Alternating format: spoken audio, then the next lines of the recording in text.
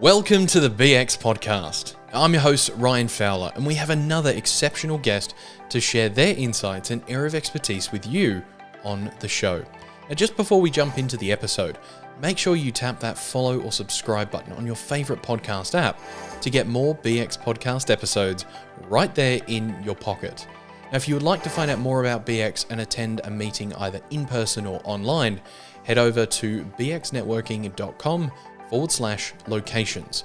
That's bxnetworking.com/locations. For over 20 years, Janine Vosper worked as the general manager of sales for a successful multi-million-dollar business, coaching high-performing commission-based sales teams.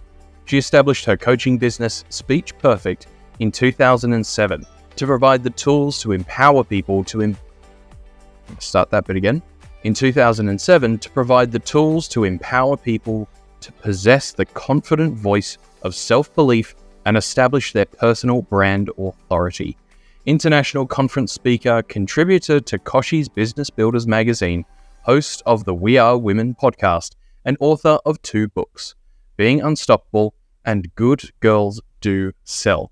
Janine's coaching includes online training programs, private coaching, workplace training, mastermind groups, and group seminars. She's presented workshops in many countries around the world and coached international speech winners, and in 2013 represented her country, being Australia, at an international speaking contest. A finalist in the BX Business Excellence Awards for 4 years and running, I'm sure. In 2023, Janine won the Logan Chamber of Commerce Business to Business Award for a small business. From Alaska to Japan, New Zealand to Hawaii, and around Australia, audiences have described Janine as brilliant, powerful, and informative. Janine, welcome to the BX Podcast. Thank you very much, Ryan. I have been looking forward to this. You and I have known each other for a little while, which is going to help make this conversation even better, I know. And I want to start this off by giving the listeners a little bit of an introduction or an insight into your experience, where you've come from, and how did you get into this speaking education training and this real area of helping people position themselves so strongly? What I do is quite eclectic. It's unusual for somebody to be teaching sales, teaching speaking, but when you combine them together, they make a lot of sense. And it's all about how to get your message across and deliver it clearly so people understand what you do and how you can help them. And then that comes under that branding umbrella about who you are, because people want to deal with one-on-one. My background particularly with the speaking, I've always wanted to have a message and want to be able to deliver it. And many years ago, I was sitting at a funeral with a friend of mine, as my friend's mother. And for a whole lot of circumstance that happened in a short period of time, there was nobody that was able to talk about this woman in the way that I thought she deserved to be talked about. And I sat in the pews. I was with my parents, and I'm as an adult, and I just thought to myself, I'm never ever going to be mute again. Never going to not have a voice and be able to speak what I want to say when I want to be able to say it. So it's that combo of that, loading those speaking skills out over the last 20 years with an organisation called Power Talk. I have, and it's just a not-for-profit group that I now mentor a lot of the speakers coming through and still participate and enjoy that. And then combining it with all that sales experience and running that multi-million-dollar business with commission-based sales teams, putting it all together is what I do now. And tell me about that moment when you had that shift at the funeral. You told yourself you were never going to be mute again. What did that transition unlock in you? It's really interesting because people know me as a confident person. And, that's how I've always come across, even as a teenager. I mean, tell me what I think and I'll let you know. But it's that sense of, in that situations, and it comes up for a lot of people all the time, what if I say the wrong thing? What if somebody judges me for doing what I'm doing, or I get the message wrong, or there's always a sense of judgment on self. And that was what was going on then. And I'm thinking, why would you have that judgment, Janine? You could clearly talk about this woman in the way that she needed to be spoken about, but why didn't you get up and do that? So it was a really look at this sense of judgment that we all have that little voice in the back of our subconscious telling us that this is not a good idea, or what are people going to think, or you're going to say the wrong thing. And when I'm working with people speaking, that's what comes up every single time.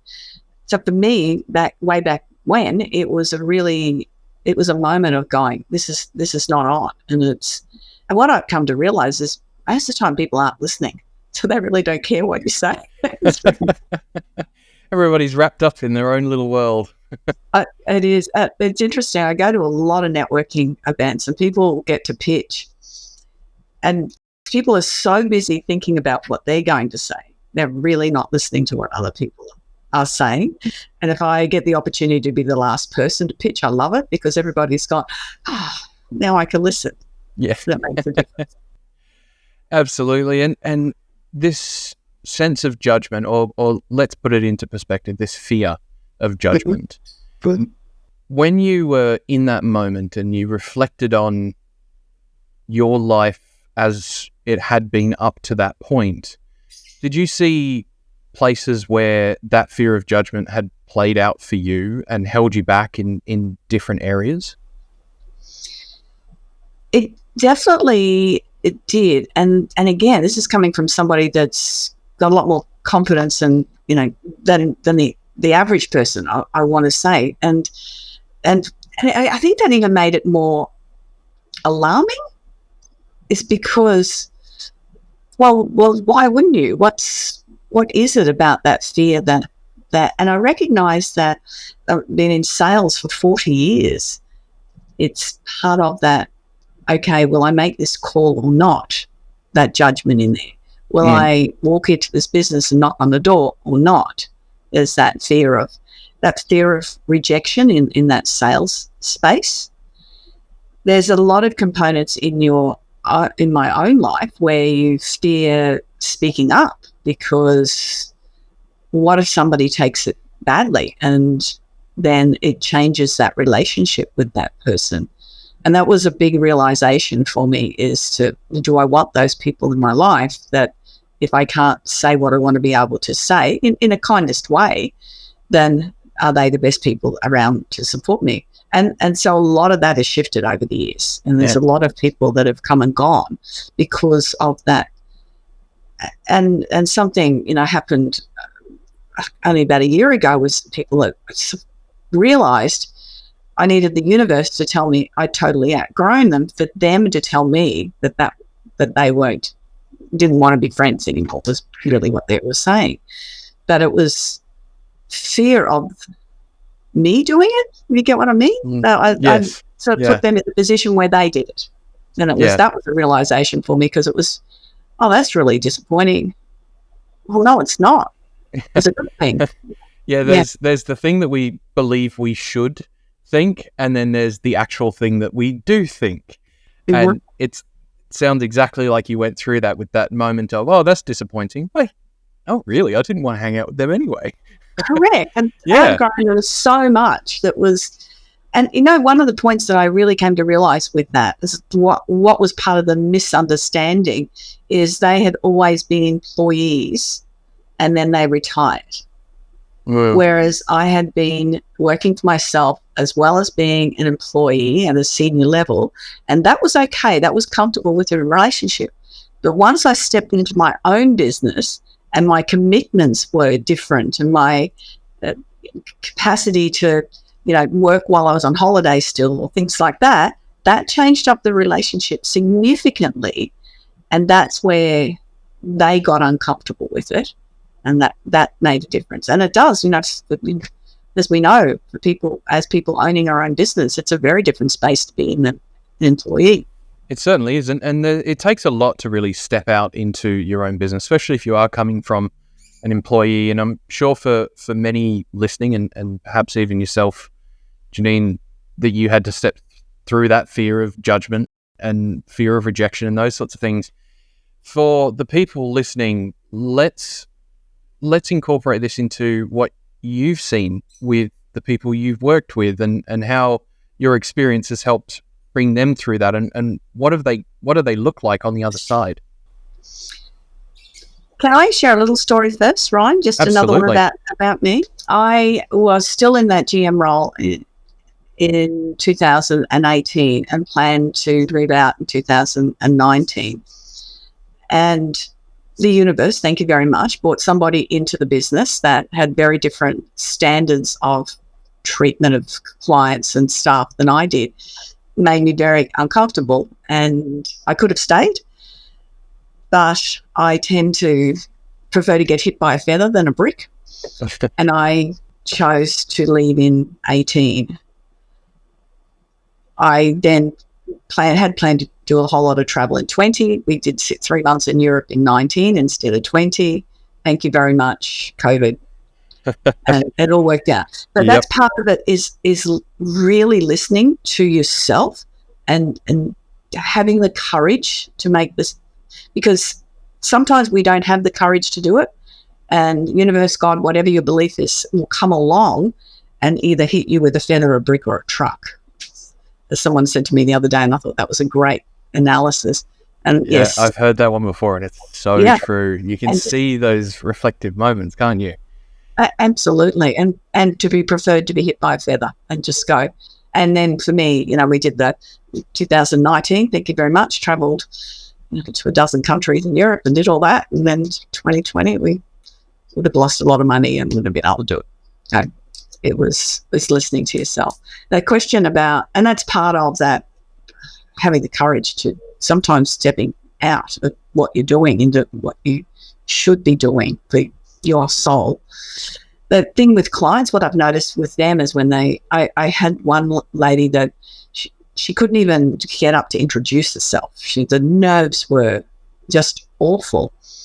And she had some great lessons to teach people until she had the confidence and felt the capacity to do it well.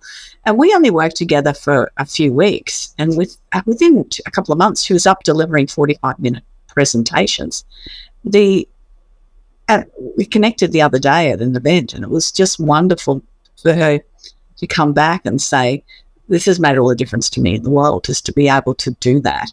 And now she's super confident and does a lot of presentations around the place. So there's story after story after story of that, and having sales conversations and being confident to knock on doors and make those phone calls that make a difference to the business. So it's because the rejection is worse when it's in your own business or in yourself. If you're working for someone else and you're on a sales call, it doesn't really matter that much.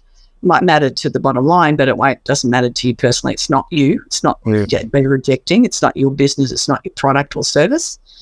It's different when it's you, and it is harder to deal with. Yeah, and that sense of fear of rejection, fear of judgment and rejection, I should say, they come up a lot through, as you say, the sales conversations, even social media, stage presentations, so many different areas of the business that we run and want to be able to get ourselves out there with. What are some ways that people are incorporating into their own sense of self when those moments of rejection happen, when those moments of judgment happen, to almost feel like it's water off a duck's back? It's hard to get it to the water off a duck's back, again, because it's quite personal. Recognizing that not everyone is going to want your service and product. That's a really big, cool thing. Or not everyone's going to want your service or product at this moment in time. And that's one of the things that when I come across people that really don't want to be out there selling, it's so uncomfortable. Well, stop selling. Just go and introduce yourself. Talk to people about what you do. And that do that instead. And I had one lady that bought a print shop, and after working with me, she realized her person that was doing her business, BD, business development, was not very good at it. So what we got her doing was just walking through the whole local community and introducing herself. Just open the print shop. Don't sell anything. Just forget about that. But just build relationships and build connections with people. And it's much more rewarding. And Wendy just went gangbusters from doing that. And she's now a business development in a wholesale print area because of that confidence that she gained when she sold her business. Yeah, there's so much power behind that statement alone. And, that's one of the things I really like about BX is the ability to create those relationships and nurture that and foster that and develop the real connections with people. It kind of almost feels like a bit of an incubation space for the outside world in some ways. And the thing that I feel like really helps in this process of communicating and building those relationships and talking about what you do is the element of passion for what you do. From your perspective and experience, how much does that really play into the development of these conversations that we have? If you've gone into your own business, there's a few different reasons we do that. One, I was talking to someone on Monday, and it was that the company that they were with shut down, went into receiverships, and they moved in as an architectural firm, a BX member, that they had then moved into, well, what are we going to do now? We move into our own business. That wasn't the passion involved there. It was, we need to do this. Let's go and do it.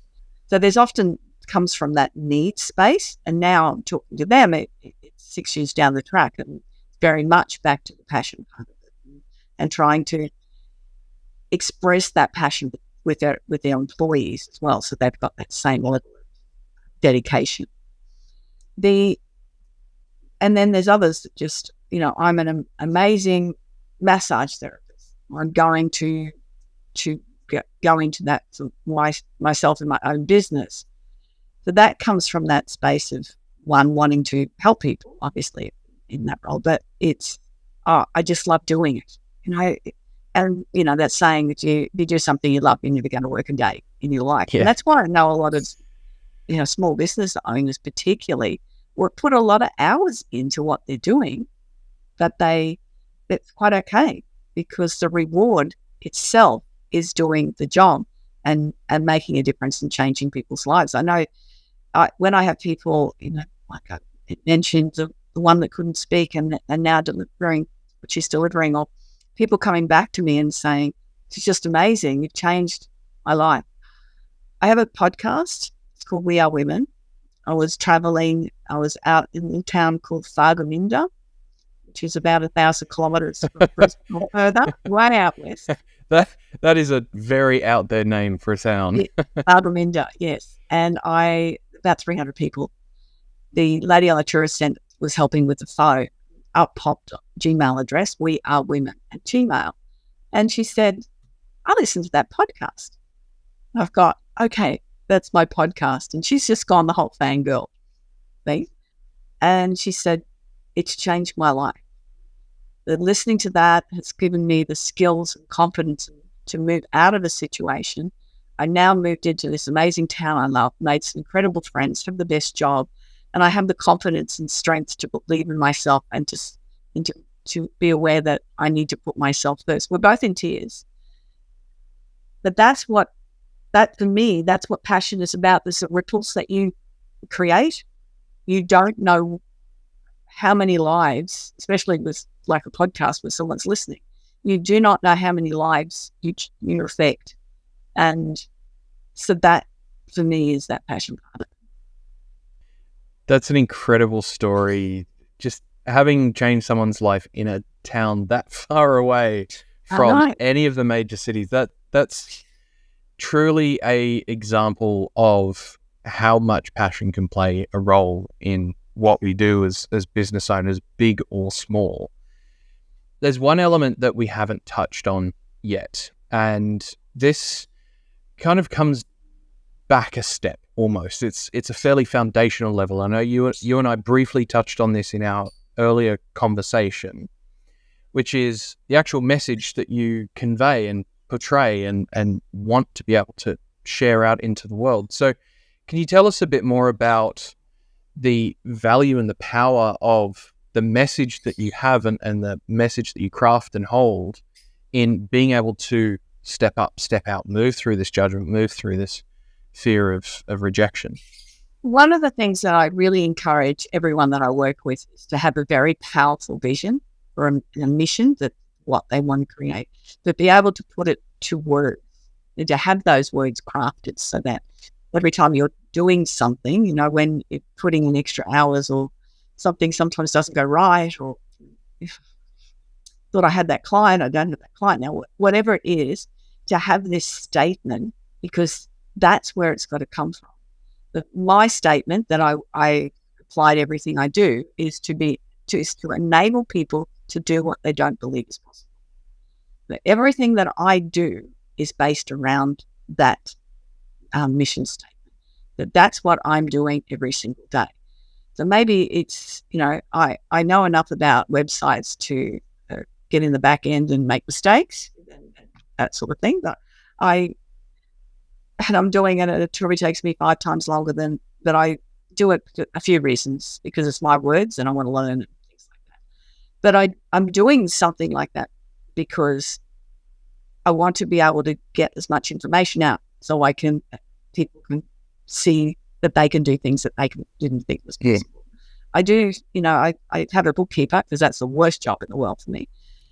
Same. I'm good at making those mistakes on bookkeeping. But I still have to do a certain amount of it. You have to enter things. And I do that because within my business, I want to be able to work with as many people so that I can help them believe they can do what's not possible. Everything's got to come from that essence of what you are. And I love it when I work with people to craft that, so that is everything that they are. And that talks about that passion. But it's even when you're doing the yucky jobs. But I know the bookkeepers and accountants are going, what's yucky about that? It's everyone else is going, I agree. For a high I disc profile over here, it's the worst thing in the world for me. I'm a DI, and give me a task, I'll solve a problem, and I'll be able to apply how you can fix that problem, and let's have fun doing it. But yeah, dot every I, cross every T. No, I'll draw a line and walk off. So there's so much that comes from this, and it's that internal drive, that internal continual mission that you want to personally achieve. And you mentioned this before, in being able to get a team behind this vision brand as well. This vision and mission, I should say. So tell us a little bit more about how that then gets implemented into the actual outside facing, because there's a few areas of your business that you work with people in, and this is obviously a foundational level, and I can, looking at you on video, I can see your passion for that, which is great. Just could you let us know a bit more about how that actually looks going out into the world, and how that changes the actual conversations you have with people? How it changes the conversation when I have with people is I'm not trying to sell, I'm trying to solve problems. That's what I'm doing each time I have a conversation. Is I may already have a solution in mind, but I have got so much better at listening, and what I teach people, I should do it, is how to really listen without already having a bias or a preconceived solution to somebody, that's actually a really important learning, is to not do that, because that's just a jump to that we all do that.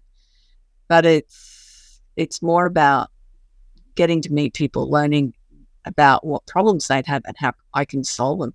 And what I've found, I've had incredible success in my career with different things I've done. I taught aerobics for 10 years, and I used to teach 12 to 16 classes a week, and I, rather than getting paid per class, this is in the 1980s, I asked to get paid per person per class, because that was a lot more beneficial for me.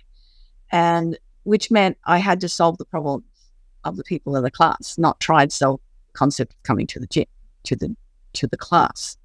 And that's with everything. It's just, what's the problem, and how can I offer a solution to it that people will give me money? And for the people that don't like sales, listening to this right now, going, okay, that sounds interesting. I might have heard something similar to that concept before.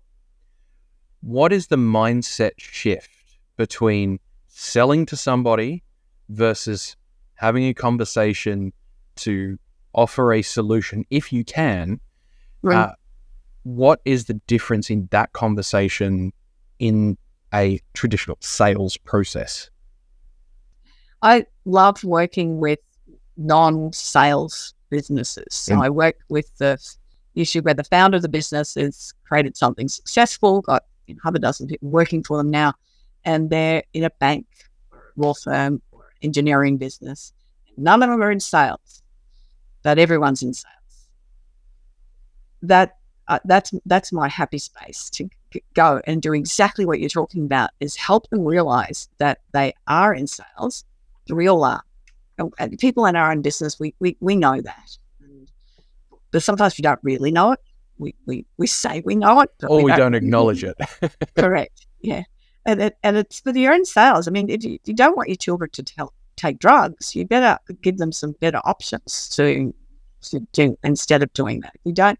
If your girlfriend's trying on a dress and it's got something on that looks great, then you tell them, you sell something, or you've seen a great movie, you're selling the idea of going to a movie. You're selling all the time.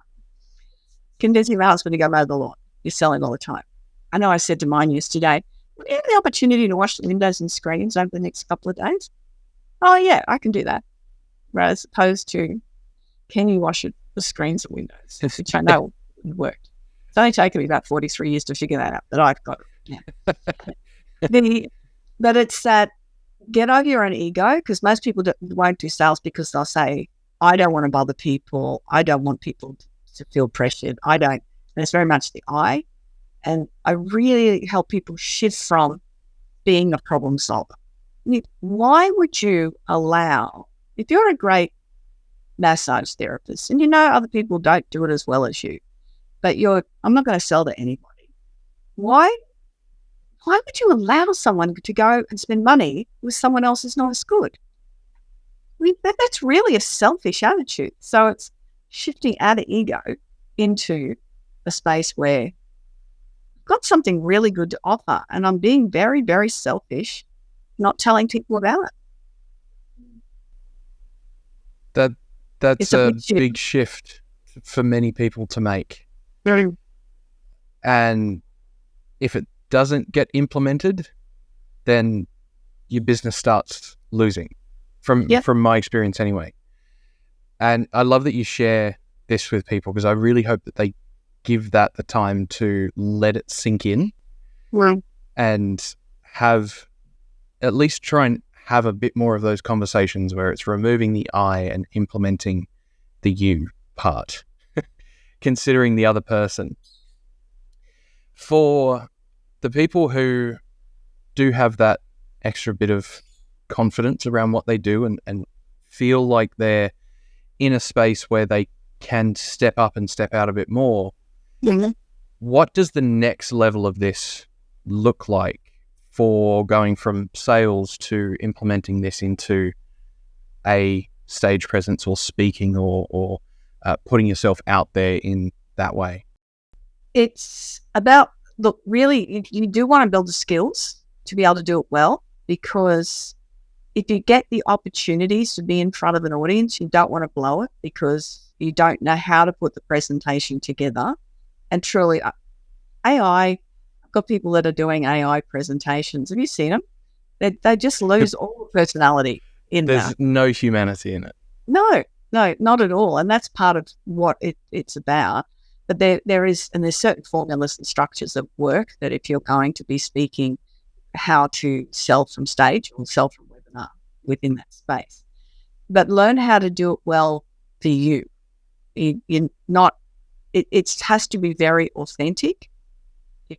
if you can remove the nervous tells to engage your audience better, if you can remove the filler words to engage your audience better, if you've got you're addressing the right audience with the right purpose and the right outcome presentation, then to do that so that you can engage the audience better. And that's what it's all about, is to get those skills to do it. So that would be my suggestions: get the skills, and then go out and do the presentations. And speaking of the skills to see, that was a nice transition. Speaking of the skills to do that, that's something that you do within your business and support your clients with. Can you tell us a little bit more about Speech Perfect, what you do, and how you support people? There's quite a lot. When you look at my website, you go, what? Someone did that this week, and there's so much on there. There's so many things on offer, but it really does come up all under that branding space. And I run a 12-week program, next one starting on the 12th of January. It covers how to put your presentation together. It covers a day of training on how to deliver your message well. And also has another workshop on a sales workshop, a planning workshop. But all of it was also how to stand out on LinkedIn. It teaches you. We work through small group private coaching sessions as well in that program. So it's a lot of my time and helping you get your words right. And with all of those, they're all also our workshops that people can turn up individually to without having to do the whole program. Much better value, obviously, doing the program. But it's all about you. I think we've learned anything since 2020 is we want to buy local now. We want to buy from people that we know and that we know, like, and trust. And the best way for you to get out there to present that is to have a good presence on the right social media, whatever that looks like. For me, I teach people LinkedIn. It's to be able to present your story well, be able to deliver a 40-second pitch well, and all of that combined. And I do that one-on-one or within small groups, or I go into businesses and help them get comfortable about selling, presenting, whatever. What I do is adapt it for the clients.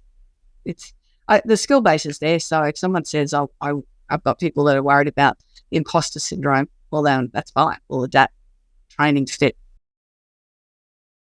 Yeah. And all, again, back to that mission statement. I want people to achieve what they want to achieve. Absolutely. And you mentioned imposter syndrome. That is a whole rabbit hole that we could go down and explore. Probably not in this episode, but might be something worth sharing for LinkedIn and the people listening to go over and check you out on there as well. Speaking of where to find you, could you let us know website, where to connect? What's the best place to start a conversation with you? The easiest way is on my website, which is JanineVosper.com. And Janine is spelled Janeen, which will be in the show notes. I know it's a little bit different spelling. On there, you can book a complimentary 30-minute conversation, which that's valued at a couple of $100. I really encourage you to do that and figure out whether I can help you achieve the results you want, or I've got an amazing network of people that I can then share or help you with. The LinkedIn is Janine Vosper as well. You'll find me there. Speech Perfect is on Facebook or my business page. Where else are we? Oh, I've got an amazing YouTube channel with over 300 training videos on there, all different concepts. So there's podcast listens, which are an hour long, or 60-second business bites that you can go and check that out. And that is under Janine Vosper. So I'm out there in the world, and the web, and as I mentioned, the podcast We Are Women, which isn't just for women. Brilliant. Thank you so much. We're going to link a lot of that in the show notes down below so that if you're listening, you can find that, track down Janine and take her up on that offer of and more the followers 30-minute on the call. YouTube channel would be wonderful too. Thanks, Ryan. Okay, more subscribers on the YouTube channel, sure. Well, Janine, thank you so much for being a guest on the BX podcast. It's been a pleasure to have this conversation with you. And thank you so much for sharing your knowledge and experience. I've loved it. Thank you, Ryan. Every opportunity. And as we said at the beginning, I don't know what I was going to say until you say it. Perfect. That wraps it up for today's episode of the BX Podcast. You can get more of the show by simply tapping the follow or subscribe button on your favorite podcast app. To join us at a live and in-person or online event, head over to bxnetworking.com/locations. That's bxnetworking.com/locations to find a meeting near you. We look forward to talking to you next time on the BX Podcast.